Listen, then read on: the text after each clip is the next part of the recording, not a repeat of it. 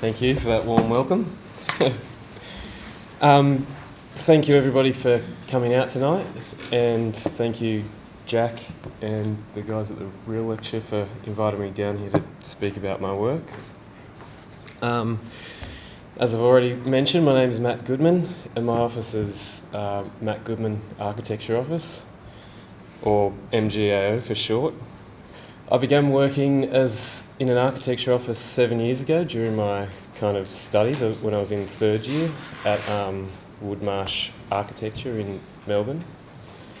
I finished uni and I stayed on there as a graduate architect, and then I registered, and now I've left Woodmarsh about 4 weeks ago, and I'm full-time on my own now, which is pretty exciting for me. So hopefully what you take away from this lecture is an insight into the very, very beginnings of a practice, and an office which is only slightly ahead of where any of you guys are at this present point in time. Another little disclaimer, like I said, I've only just started my office, and this is the first lecture I've ever given, so I'm a little bit nervous, and I apologise if this turns out to be a little bit shit.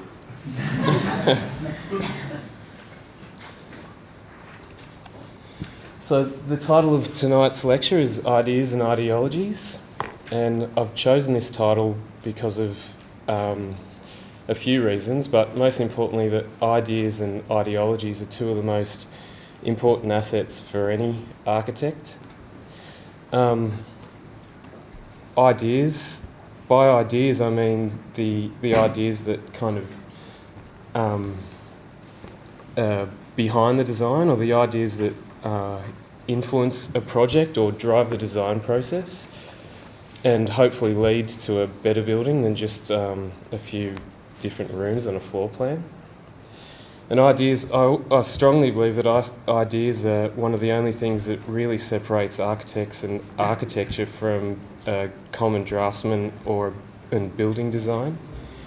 And by that I mean the thought that goes into a project. What we actually do is extremely similar. We design in CAD buildings that get built by builders for a certain amount of money for a client with a brief. So there's no real difference in the what we deliver, but the way that we get there and the pride that we have as architects, and the reason why we call it architecture over just a building, is all based around ideas.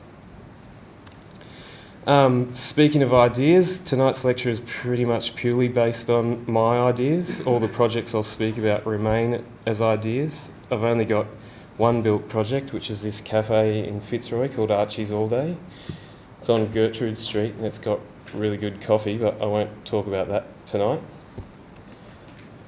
The second part is ideologies. So an ideology is a system of ideas and ideals, especially one which forms the basis of an economic or political and/or architectural theory. So an ideology is what defines a specific architect's approach to the practice of architecture. And this is an important thing here because you can be influenced by a whole number of factors, different designs that you like, architects that you follow, buildings that you've seen, current trends, etc. But an ideology is what is important about architecture to a specific architect. So defining your own ideologies from the start is extremely important in becoming a successful architect. And to define what your personal ideologies are, you need to define your approach and your understanding of what architecture is, what it means to you, and what it could or should mean to others. So I've taken tonight's lecture as an opportunity to once again reflect on where I am in my kind of path as an architect, and as a means of explaining how you might be able to begin to define what your own ideology is and hone in on your own architectural approach. So hopefully I can get through all of this in time, but I've broken the lecture up into 6 different topics. The first topic is context, where I'll discuss the existing conditions and how they can be used to inform a design process.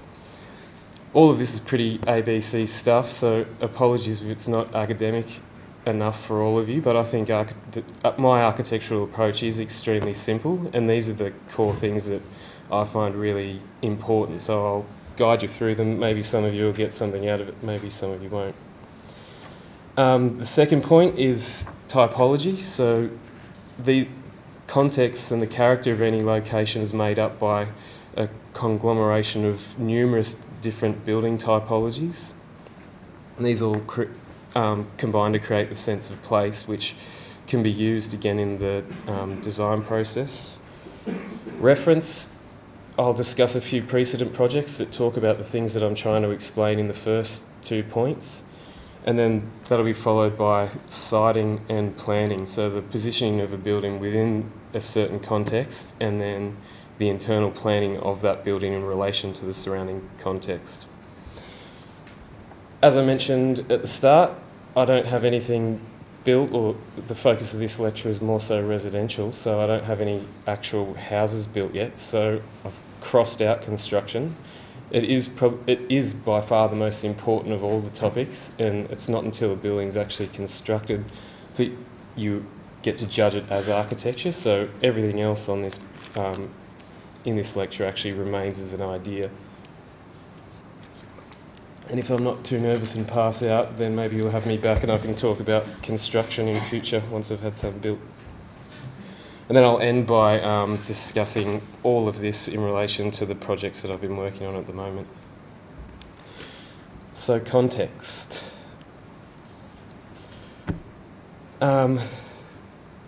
I'll talk through a few different contexts. So this is Fitzroy, Gertrude Street. You can see by the kind of grain and the fabric of the buildings that it's an older context. There's a lot of infill projects, and there'd be a strong sense of the existing or pre-existing characters still remaining. This is an inner city site in South Melbourne, so you can see that the buildings are much larger and the commercial kind of typology is starting to take over, and this area was either one point in time very industrial, and it's still kind of fighting that what it actually is. This is inner city St Kilda, so this is a clearly residential area, but at one point in time this residential or kind of Victorian context underwent a significant transformation. You can see that a lot of the old houses were replaced by apartment buildings. This is a suburban context in a regional area where you can see that the houses are either much bigger or they're kind of combined apartment housing. They've all got generous back and front yards. Rural context, so open green land. The way that you would interact with this is different to all the others. Residential suburban area, but in a different setting. And then kind of coastal holiday context, which is Wye River, and I'm sure you're all well aware of the bushfires that just went through there. So the reason why I'm talking about all of these contexts is that a well-defined ideological standpoint or an architectural approach will enable any of you to be able to respond to any brief or any program within any of these contexts. So although the project that you actually will get to at the end might look and function entirely different, a strong ideological standpoint will tie them all together, essentially tying all your projects together into one coherent body of work. So is this important? I think it is at this point in time. So just having, not becoming typecast as a residential architect or as a cafe architect, a good architect should be able to shift to any context and any program, but still have the kind of moral backbone that it can still justify why it's operated in such a way, if that makes any sense. Place. So the contexts are made up of many elements, and all of these elements, buildings, cultural background, will contribute to the sense of place. For instance, this is the city of Bregenz in Austria.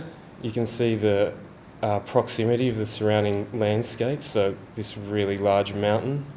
The built fabric, that it's kind of a 2 to 3 story, the odd 4-story building. They're all built to the boundary. They've got this kind of pastel colour, which all contributes to this sense of what Bregenz, the character of Bregenz. Again, similarly in London, where you've got the terrace housing type and the white windows, or the red brickwork, which defines the character of this city. And I hope some of you have been to a few of these cities, because they're all extremely beautiful. Amsterdam, again, with the kind of terrace house typology, but in this instance, there's a total different character. Berlin, which is essentially identical to the others, yet it's far more imposing in a grander scale, so the character of the area is much more dominant than the lower buildings. Hamburg with the red brick. New York with the kind of tenement houses and the fire escape, so which add another layer to this kind of European building type. Venice.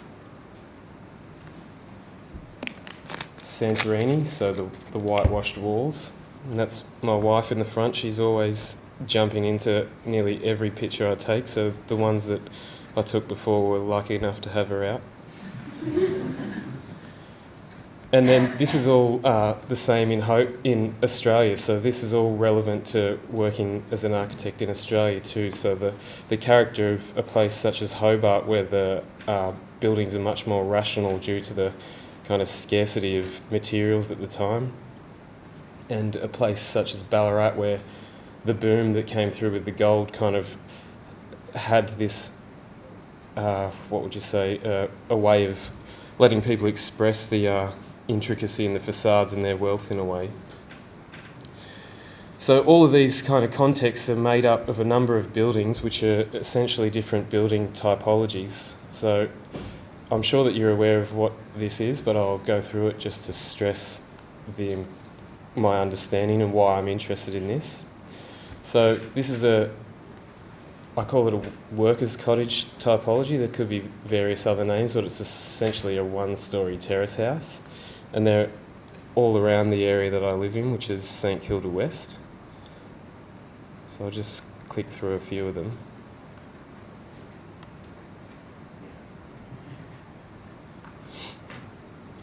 Or a lot of them.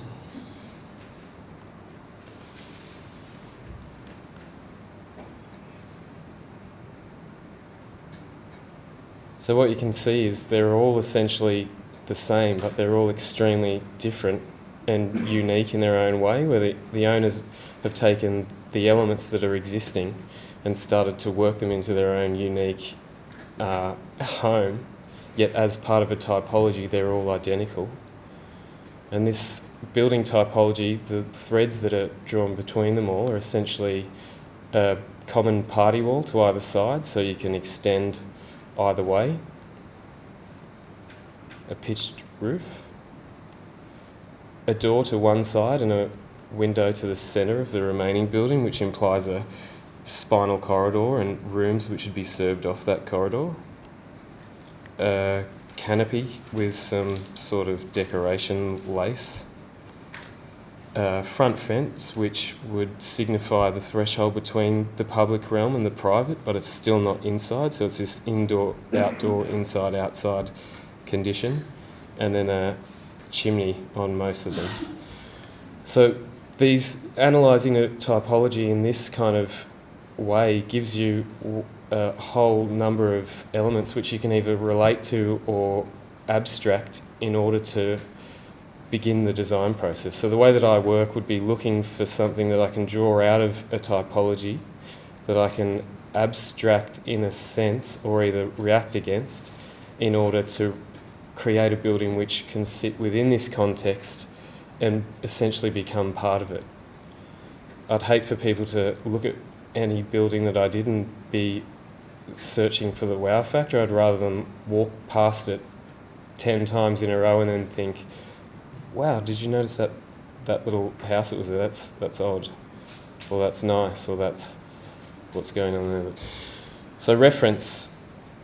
These are a few precedent projects which do exactly what I'm trying to explain that my approach would do, and I didn't come up with this approach. These are the kind of architects that I draw reference from and I love, and when I started I first immersed myself in their work and read all their readings, and I've developed my own ideologies based on these architects' work, taking them as mentors, even though I don't and have never and probably never will meet any of them.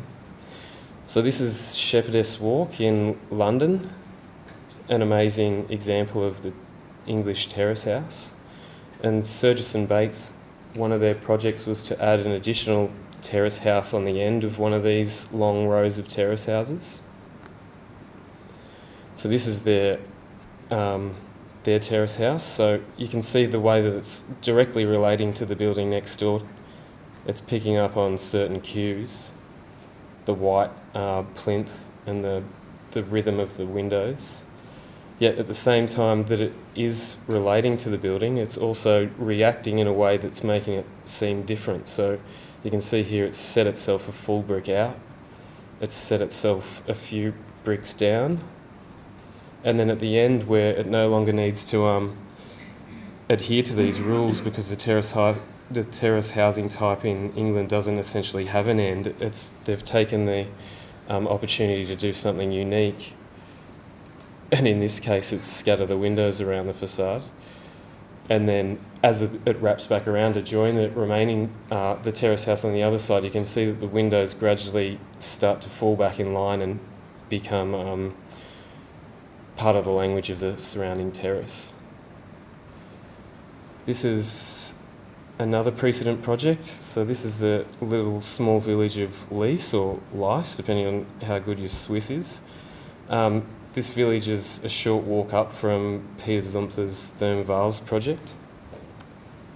One of these houses was built for his wife, and the other two projects are holiday houses. But the point here is you can see that these buildings are extremely new and modern with the large open windows, but the cues that they're taking from the existing language of the slate roofs of the village buildings are clearly there, and even though they're new, they almost feel a part of the language of the village, almost as though they've been there forever.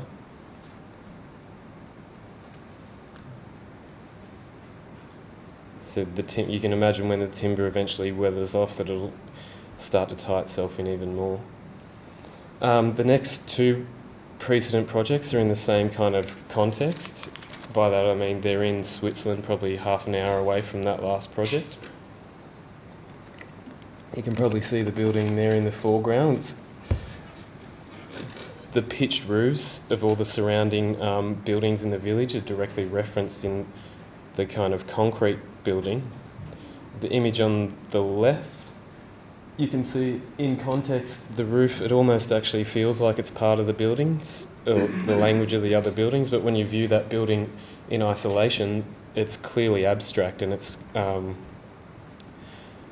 so it's this kind of correlation between relating to the existing and also being itself, which I find really interesting. And then finally, this town of Zumtig. It's a chapel, again by Peter Zumthor, who, if you haven't heard of his work, which I'm sure you have by now, he's amazing.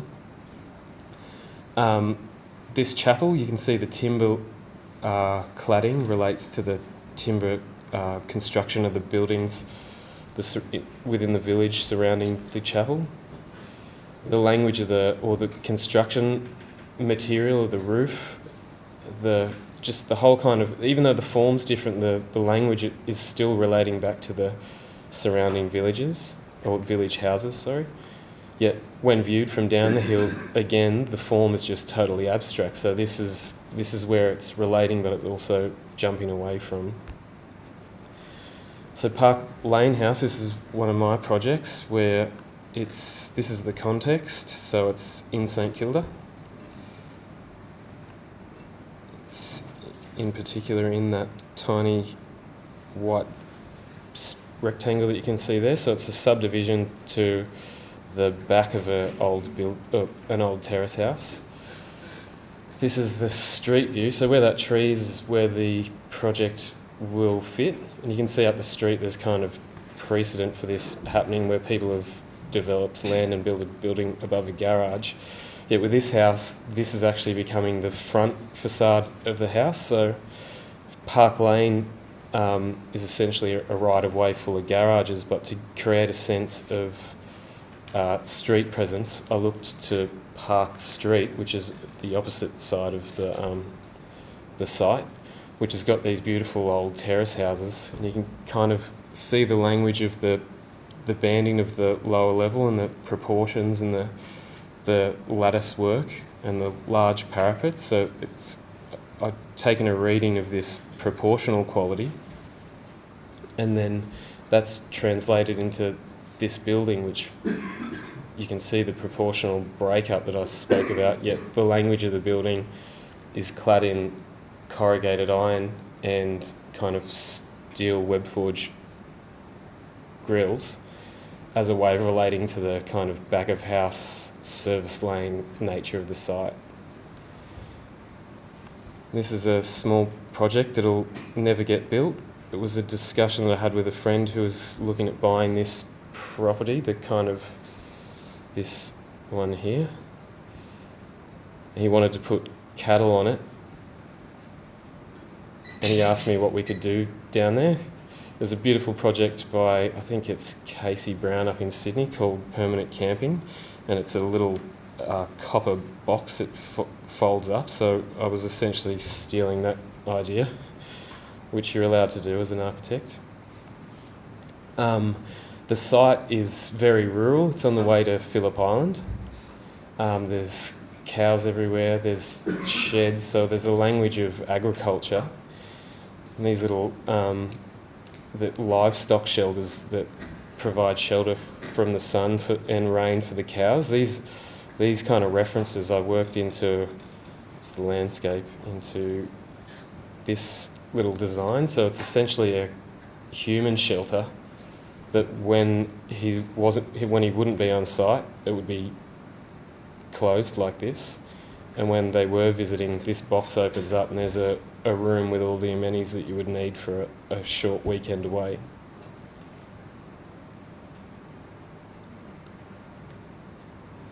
And then this is a project that we're working on at the moment. It's a holiday house called Soul of Gerringong. This is the context. So it's this little building here. So at one point in time, the owner of this existing house, it was once used as a boarding house, he owned everything that you see in that image. It was all his land, and he's actually buried in this cemetery on the end here. So it's an important building to some people, and I think it's important to my clients, and I think we're trying to treat it in a sense with the respect it deserves, because the council would rather see the whole site bulldozed than apartments built all over it. It's the site.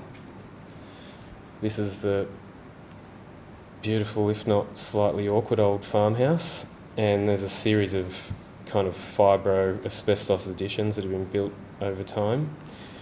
But in this instance, the way that I'm working with reference is referencing the qualities of the old building. So the building doesn't need to, or in my understanding or my intent, is it doesn't have to relate so much to the town, but more so to the building the building is sitting next to.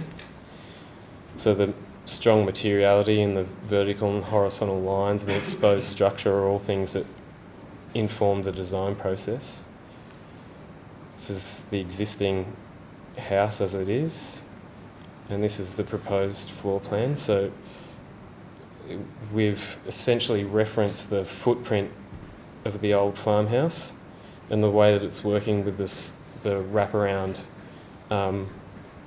veranda and the central living spaces, yet it's from the street. So from the street, essentially nothing's changed apart from it's been made renovated.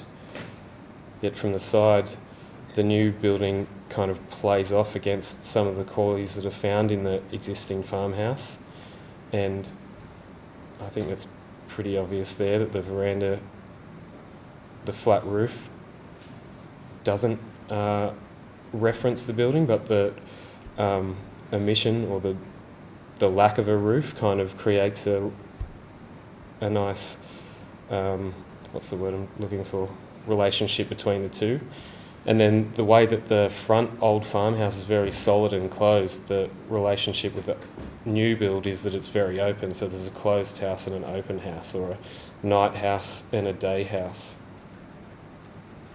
And then this is a view from underneath the terrace, so you can see that the exposed ceilings or roof structure will actually relate back to the exposed ceiling structure of the existing farmhouse.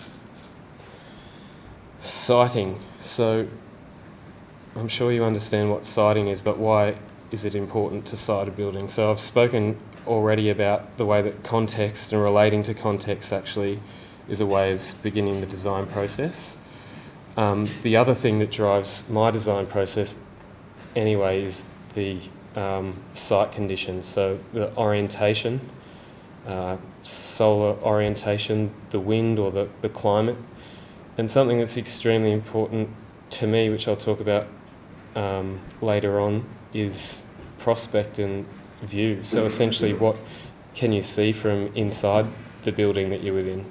Now, when I was studying, I was told that architecture isn't just about framing views and using windows, but I've actually found that it is to me, and to design a building to be within and to look out of is more important to me than designing a building that other people will look at.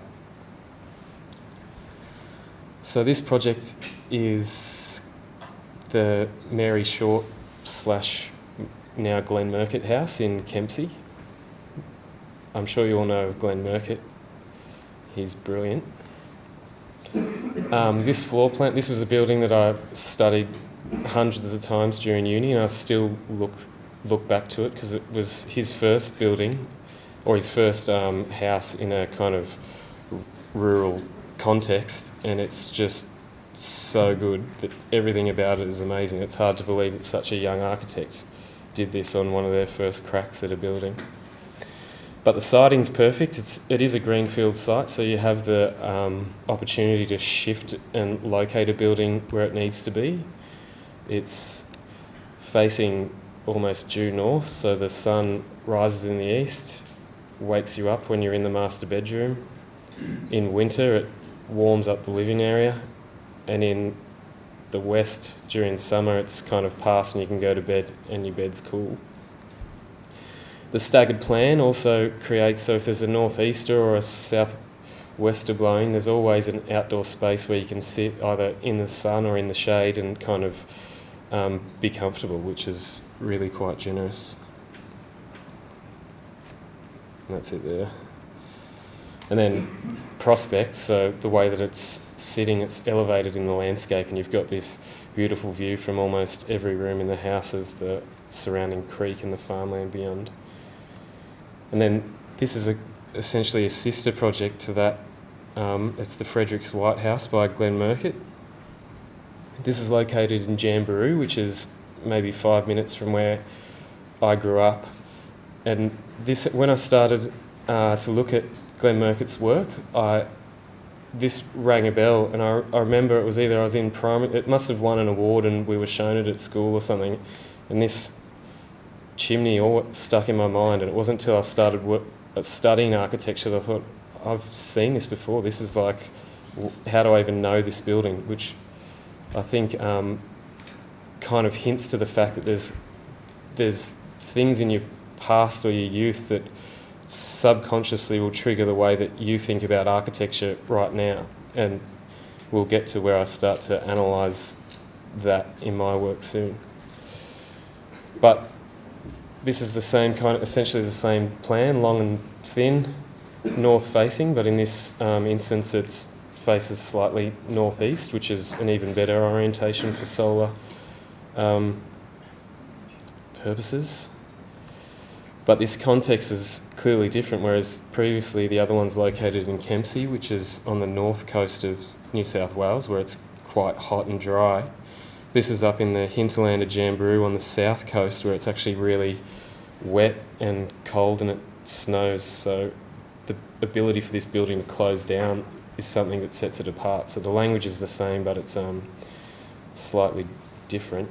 And then something of note is the orientation of this chimney, the existing chimney's the perfect orientation for the site. So even however many 100 years ago that this chimney was built, if it was that long ago, it's in the perfect orientation. So kind of orientating a building on a site has always been important. It's not just architects who have kind of starting to place the importance on this way of constructing. So these are things that are important and define my work in a sense.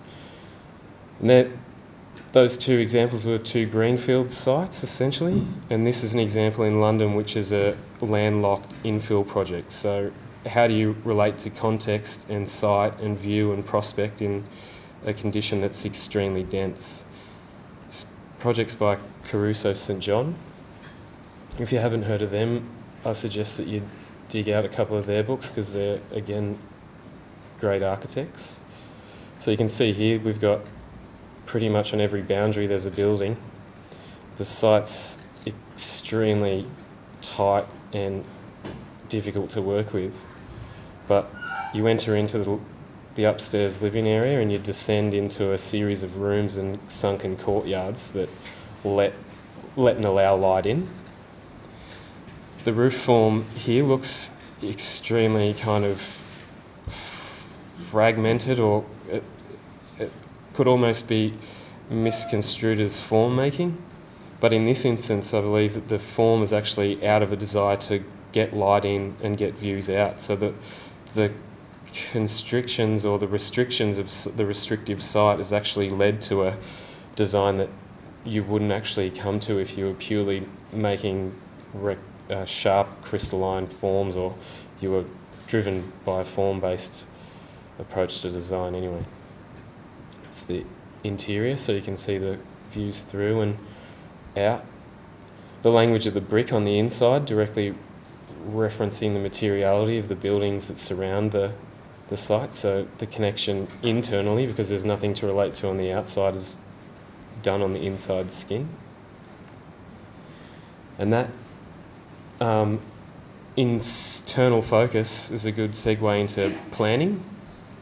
So the internal planning.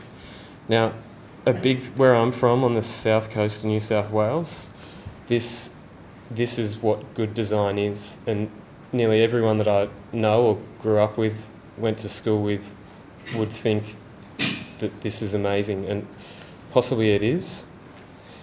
It's an open plan living room, which is, in my opinion, the kind of deterioration of what a house actually can be. So if you just analyse this picture, which I just took from the internet, there's a million of them. We've got a little sitting room over here, a dining room, a kitchen, a living room, and then a secondary sitting room behind the living room. So this is 5 rooms in one room, or it's either an extremely large room where there's the desire to fill the excessive space with bits of furniture.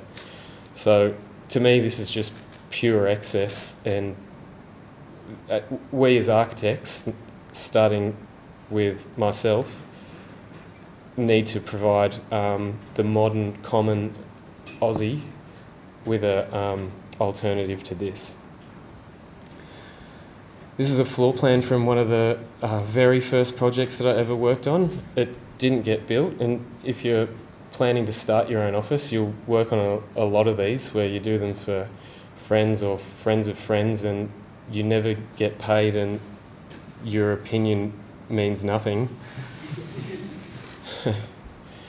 But this, the brief for this was essentially an open plan living space like I previously shown you, and me and a close mate that I now work with and at one time studied with, this was our proposal to kind of provide an open plan living space, but to fight the desire to have a single room through a few ways. So the idea here was that the openings and the view out of the building created a sense that this room was different to this room.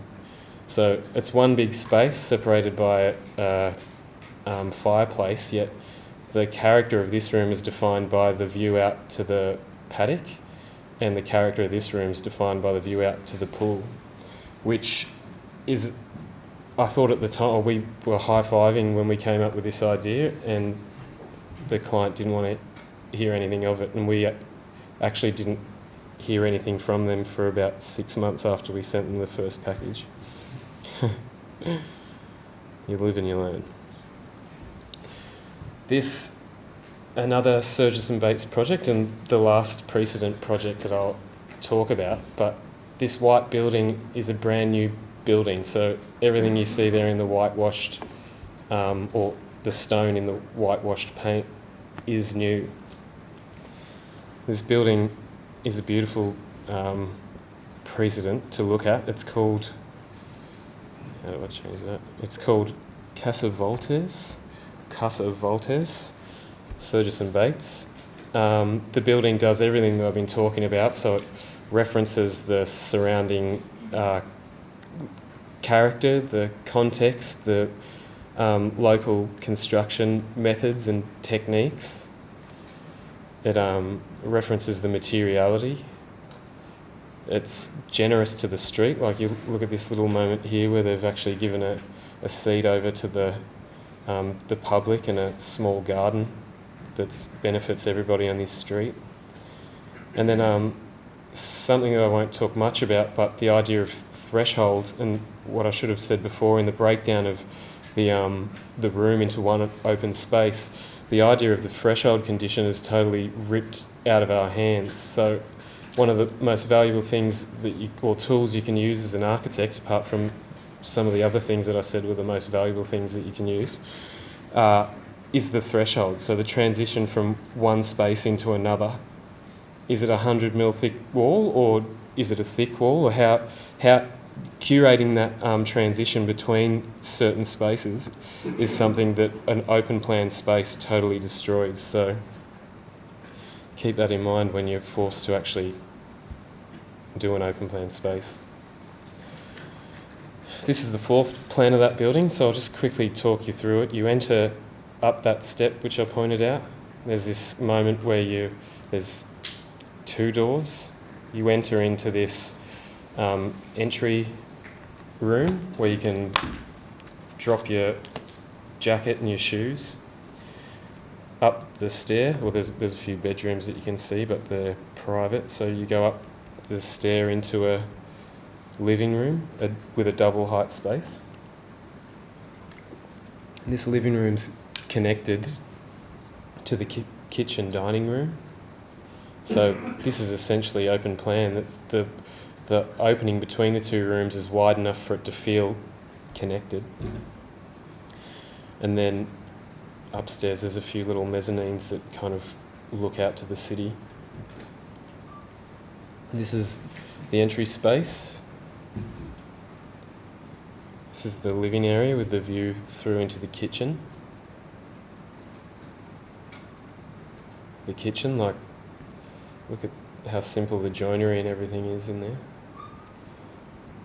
And that kitchen, like the splashback and the kind of countertop, just everything about it is so simple and subtle that this wouldn't fly in Australia, because Australians are so focused on wow factor because they're brainwashed from watching so many rubbish shows like The Block or House Renovation, where they're told that what these semi-celebrity home renovators think about design is what is good in design, which is just a farce. So we can possibly only blame ourselves as architects for letting it go this far. But the simplicity that these rooms actually contain, so the subtleness of the different bits of joinery, are actually, they don't look cheap or shitty or unthought out. qualities that are contained in the actual architectural building and the way that this building is relating generously to the surrounding landscape give it a sense of confidence that it doesn't need to make up for its shortcomings with,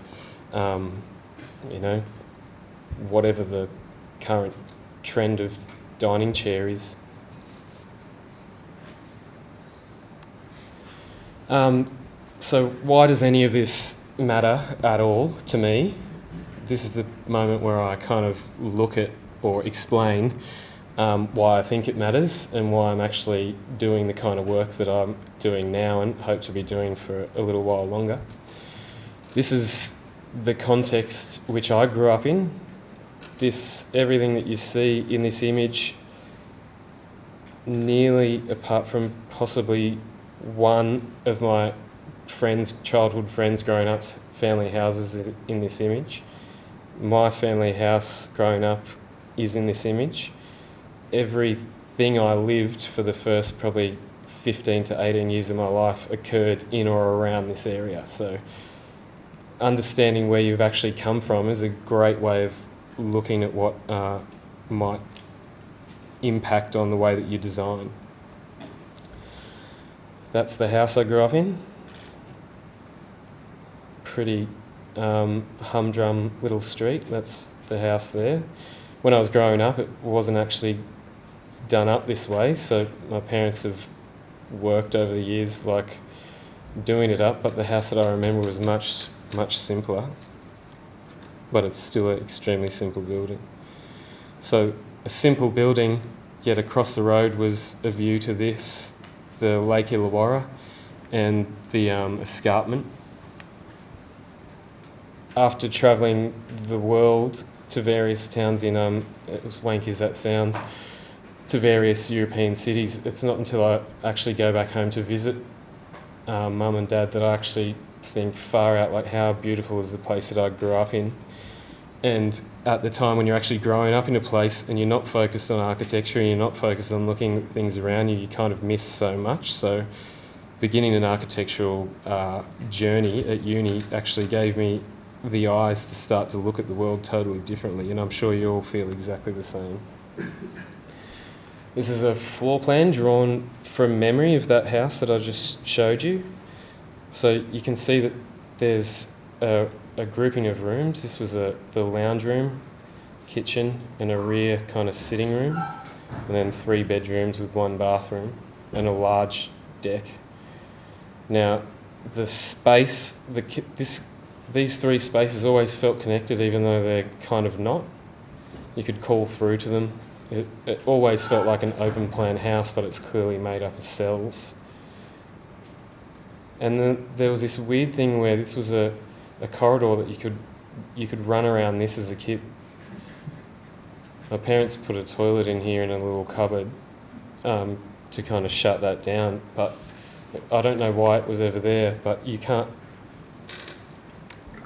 I can't fault it for being a good device to make the house feel much larger than it was. And my parents were divorced growing up, so my mum and dad lived in the other house, and my dad and mum lived in this house. This is in the hinterland of Queensland, so just outside of Noosa, on this house here. So you imagine living in that other house and then coming up to this house. I lived here for a couple of years too, and just like the kind of proximity to nature is really has a really strong impact on how I feel about, like, when we were young, my ma was pretty crazy, and we'd like hug the trees and shit down in the backyard. We really we'd hug them. So this is the house, and this is the garden. Like this place, they've sold it now, but it just remains in. I found this on an old camera. You can tell how poor the quality is, but it's such a beautiful place, and it was clearly a great house, but it was about looking out. This is the floor plan, again drawn from memory. So you'd enter into this kind of informal living space, a few bedrooms and some service areas. This was the lounge room, so it has that for kind of hierarchy, like the TV was rarely on. So it was just a large open space with a dining table in this area, and we lived in this kitchen, around this kitchen table, or out here on the north-facing deck. Now, this is a great kind of way of analysing or thinking through your previous houses to understand your kind of where your spatial intelligence, if you've ever read the Leon Van Schaik book about your understanding of space. It's also a great activity for anybody who doesn't have a life. Now, these are a few of my projects that I've worked on in the past, and this is one thing that I'll say too. A lot of these projects are unbuilt and they'll never ever be built. But if all of them have, like, they started and they fell flat, but I've went back to them over time and developed them and resolved them to a point that if it was a project that I was actually going to deliver, this is what it is. So I've developed these further than when they fell flat or were passed in, or I realised that I wasn't going to ever get paid, as a way of getting it out of my head and getting something tangible that can be commented on by either friends or to use on Instagram, or just anything to kind of say, this is what I'm about. So I suggest any of you, if you've got an idea, don't tell anyone about it, just do it and get it out and let people tell you if it's good or if it's shit. So this is the site. It's in Valor. This was the very first project that I ever worked on, and it was for a mate who moved from where we all grew up to outside of Coffs Harbour, and I was trying to force a design on. He asked me for some design input, and it turned out the design input that he wanted was advice on where he could possibly put a mini orb feature wall in the house that he designed, which what people think architects do is unbelievable. So this is the site here. That's the existing shed before he actually built his own house.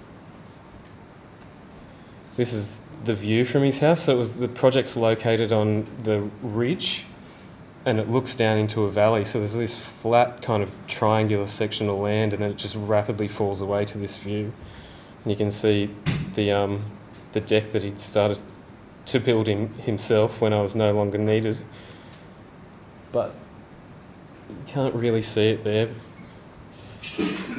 The project's sited along the ridge, so it runs along the ridge, faces the view, and it's also the perfect orientation for the sun. So it faces north-east slightly. You get the eastern sun in the morning to wake you up when you want to go to work, and during winter the sun penetrates the length of the building to heat up this kind of small thin plan. And then the planning of the place is, the building kind of reads as one homogeneous rural building, so the reference is quite obvious. But once you're inside the building, it's broken into 3 pavilions, which one's a kind of workshop for him, a studio for his wife, who was a photographer, an entry space, which is external, then the living pavilion, which has got a small, or a dining room, a kitchen, and a lounge room, an external dining room, and then the living wing. So they had 2 young kids, and possibly will have a future kid, so when Luca gets older he would have moved into this room and there'd be either a guest room. So I thought this was a brilliant idea. He didn't want to have a bar of it. He built his own house in the end, which is way more useful than anything that I can do with a couple of hours on CAD. So this is the view to the entry. So you actually enter through the wall into another outdoor space. And then this is the transition space. The idea there was if clients came round, you're in this entry space and you can enter into the photography studio or into the private living area of the house. It's the view from the dining room out into the down into the valley. and then back the opposite way. So you can see the way that I was hoping that these openings would start to open or close in relation to the view outside, and they'd also act they'd be smaller and more private when the privacy was needed for the bedroom. San Remo House, this is a job that was clearly just made up. I was project architect on the Penguin Viewing Pavilion down at Phillip Island, so for about a year I was going to weekly site visits, or fortnightly site visits, sorry, and I'd stop here and have lunch. And this was the view on this one day, and it just struck me how amazing a house in this context would actually be. And these rural references that were flooding through my mind because of the other house, the little small retreat that I already mentioned. So these kind of things were already informing a design. And I had the idea that I'd design this up and give it to the landowner to see what had happened. So you can see here we've got this, like the strong, or the really busy road. So the building's actually this concrete wall. The building's sunken in the earth, but the concrete wall creates a little courtyard which gives privacy to the bedrooms.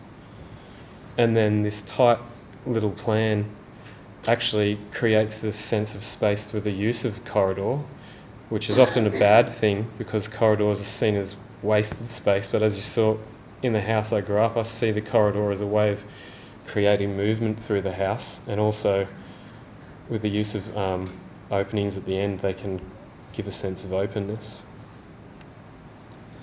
So that's the house. It reads as just a box from the outside, or the view from the road. But then as you kind of come round, you start to see the openings, so people from the street would never see this view. And that's a view of the entry. And then this is what really drove the planning. So I forgot to mention, you've got two orientations. So one, back to that original idea that the view creates the character for each room. If you remember that I said that. Then the character of this room is the farm view. So this looks down across the farmland to the farm. It's at a lower level to the land. It's just one step up. And then the living room is actually suspended out over the area, so it kind of looks out to Western Port and essentially gives you a total different character, which would have been unreal. For those of you who want to know what happens when you put a full documented design in somebody's letterbox with a business card, the answer is nothing. Not yet, anyway. Wye River House. Now, this is a beautiful project, and Wye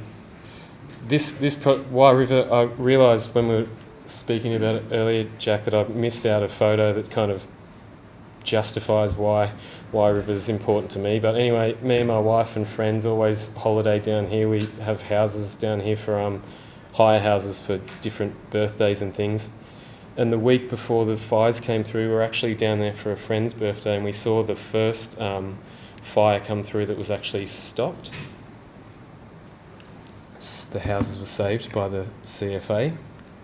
But a week later at Christmas, as you'd all be well aware, the fires came through and burnt through the place and destroyed 116 homes.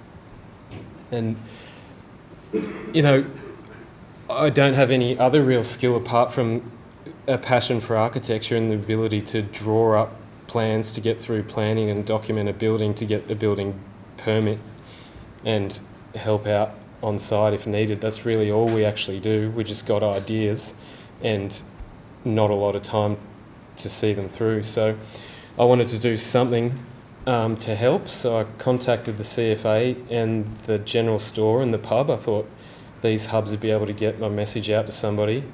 And there was 12 people who permanently resided in the town who offered my services pro bono to redocument their house, either A, to look through their records and try and get their house built exactly the same way as it was previously, or to start the design process and give them exactly what they wanted in a new house as a way of helping out. I got a call from a great guy called Tony, who is the only one that's been in contact, and I'm actually helping him and his wife now in the design of their house. And when I got the call, I didn't realise how great it was, because he was actually one of the CFA firefighters who he lost his home on Christmas Eve. He saw his house burn down, yet he still fought the fires for 2 weeks while his wife and dog and cat had escaped to safety. So like, the guy's an absolute hero. And to be able to help this guy through design is just like, it's exactly why I got in contact with him to do what I'm doing. So they've got really rad taste too, so I think that we could get something really cool out of it. So this is the site. Like, look at the site, it's just devastation. The site's even worse than this. So it used to be a gradual slope, like one continuous slope with a 20-metre fall across the block, but there was no big excavated sections, and Grocon, to pull some of the lower houses out, had to actually cut these large roads in to drag everything out. So they've absolutely destroyed their site. Like, so they're just gutted, and nearly half these trees have all been cut down after the fact because they were marked as dangerous. So an area which once was densely covered in trees and would have been just so beautiful is now just a mudslide. So it's even too early to get a surveyor in. As you'll see, the drawings are pretty light on, but we can't get a surveyor in because they're not sure what the land's going to... They haven't stopped excavating yet, so we don't know what it's going to be. But this is the view, which is beautiful. The red line was the existing house, and the grey's the kind of footprint that we're doing. So they want to shift the building to look at the view a little better. This is the floor plan. So we've used a kind of central staircase and a void to separate the living and sleeping areas. And downstairs is the office. Leslie, the client, she's actually a cleaner. And another terrible thing, she's a cleaner that cleans the holiday homes in Wairiver. And when you think, I think she lost 90% of her business as well in the fires. So you think, your life's gone and also your livelihood. So it's pretty shit. But we're rebuilding their lives, and hopefully we can do something that'll make them even better with this design. So downstairs is the office, upstairs is the living, and this corridor space here actually creates privacy between the kind of public living areas of the house, so where friends might come, yet clients can't actually see into this area, so there's still this level of privacy. This is the first crack at the house, so it won't look like this. We're still developing it, but the idea is essentially there. That's this singular skin. Loosely, the skillion roof references some of the old surf shacks. It also has a highlight window on the northern side, so the skillion lets light penetrate into the south-facing living room. And then you can see this kind of terrace thing facing out to that amazing view. Terrace thing. This is the central void, so every time you arrive home, you've... forgot to describe it, that on this wall is actually just a blank wall, so the whole wall would just be one material with a door, and that's a way of providing security to the house, because there's only, I think, 36 permanent residents roughly in Wairiver, yet there's 100 or 300 or so homes. People actually come down and break into all these homes, so that there's an element of security there with this singular skin fortress. But once you've walked through that solid wall, straight away you've got this double height space and the view through down and the view through out to the tree. And then the living area is all focused around framing the view. How long have I got, Jack? I've only got 2 more projects to talk about anyway. So this is Coona Bay House. This is another house that won't get built, and possibly because the client that this house is for knows another client that I'm working for, and we're doing some townhouses down in Gerringong, and the clients for this house actually want to move into one of those townhouses, which is a shame because I really like this design. So the site is this little house here, and the original site was that entire block. The client's parents subdivided, built this house right next to it, and now Jake and Lara are actually renting this house off them with the intent to possibly buy the house, but it's so cramped, they've got 2 kids, that they want to extend the house. So the only area to extend is this small little area in between the 2 houses, which is, I think, is really cool. That's the view that they want to make the most of too. So this whole house essentially makes the most of a view out to the escarpment and the lake that I pointed out before, a view down this park, down through this park, and this road is like it's only a residential street, but it points all the way back to the escarpment in the distance. So the little box is actually connecting the views to everything that's around this area. So even though it's a really small plan, it's actually kind of trying to make itself feel much more open through the use of view. This is the existing plan. This is like a little sun room, which no longer gets any sun because of the house that the parents built right next door. And there's 2 bedrooms and a living room and a kind of odd dining room. So we're proposed to knock the back of the house off and build 4 additional rooms. So a kitchen and a bedroom, and then upstairs a living room and a bedroom. So that does one thing. It gives this tiny house 4 potential bedrooms, which people love bedrooms, and also creates this position to actually view all these amazing things that are around the site.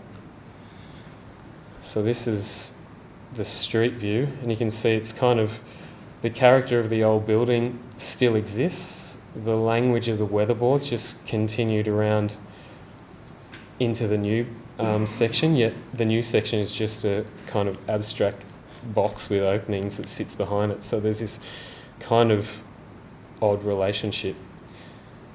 And again, I designed this a few years ago now, and I was clearly referenced by a lot of the projects that have boxy roofs and square windows, but I still think it's really nice.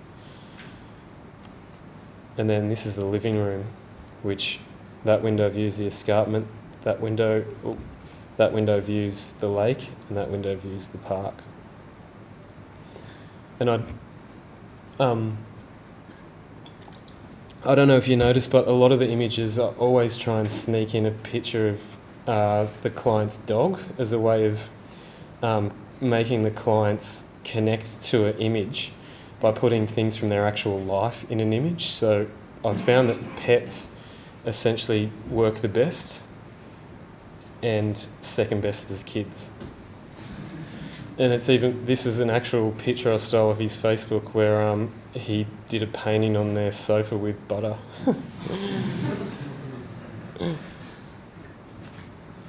And this isn't the final project. I thought I'd end on this project because this is the first project that I did for clients that I didn't directly know. They were friends through the guys who own this, or would have owned this little house. It's also the first project that I've got through planning, so it's received planning and we're documenting it at the moment. So this is hopefully going to be the first thing that I actually get built. And if I ever get the chance to come back, I'll be able to talk to you about it and the construction process of it. So this is the context again. This is the site. So it's an old fibro house. And this residential kind of context, the character of these old fibro shacks has slowly been destroyed with people with no idea that just build these huge monstrosities. Like, look at the size of that house, and they're just excessive. So when I was given the or the opportunity to engage in this area, I not fought, but it took a bit of coaxing to get the floor plan or the size of the floor plan down and convince the clients that they don't actually need all this space. And now they're just so on board, it's unreal. And when choosing what to reference in a context like this, you've got the view and things to look at, but as it's a new build and it's not an addition, or there's no relationship between the existing to work with, I thought the best way to approach this would be to look for the most civic building in the area and try and, in the way that it addresses the lake, this is the Yacht Club, which is just down around the corner. It's kind of an ugly building, but like the amount of 18th and 21st and kind of school things that we had in this building, like everybody knew it, and there's something really nice about it, like the geometric repetition of these garage doors and the base or the plinth of brick and the kind of weatherboard clad upper story. So I didn't tell them during the process that this is what I was using as a reference in case they hated it, but this is where I got the idea from. That's the view. Now, what I mentioned before, like you grow up in a place like this and you don't see this ever. This disappears in the background because it's just the lake, it stinks, it's windy. You take this stuff for granted, and I'm sure you do wherever anybody lives. The brief for this was they're into surfing, skating, snowboarding, motorbikes, like they're just extremely adventurous. They've got 2 young kids, and the main part of the brief was they wanted a life that reflected their desire to be outdoors. And this will either contradict what I said before about the open plan being shithouse, but I hope that it comes across that this isn't an open plan house, it's an outdoors house. So there's a solid box that fronts the street for the garage, and then a kind of glazed pavilion at the back which connects a pool deck and a rear deck into one kind of open space.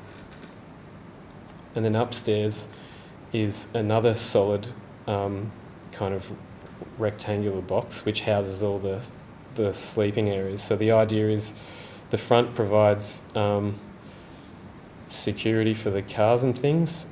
Downstairs they live with the view and the pool and the kind of activities that you do in each. And then upstairs you retreat into it, again, an enclosed space, so everything is much more tighter.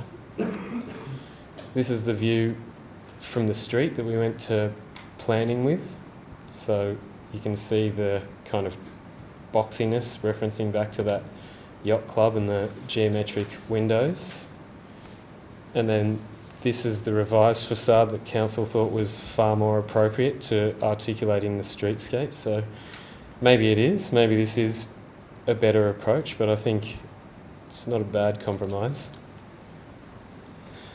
This is the pool. So the reason for locating the pool on this side was actually how a response to the context and the site and the way that the winds actually punish the northern side. So this creates a little courtyard that'll be quite nice to occupy in any type of weather. And then this is a view from the pool that shows that kind of idea of the deck continuing through. So hopefully some of these qualities will be retained in the final, because the budget isn't really big, so the skill now, or this is finding the compromise to get the intent of a project and meet the budget. And then this is the view from the lake. And then this is an ad, and thank you very much.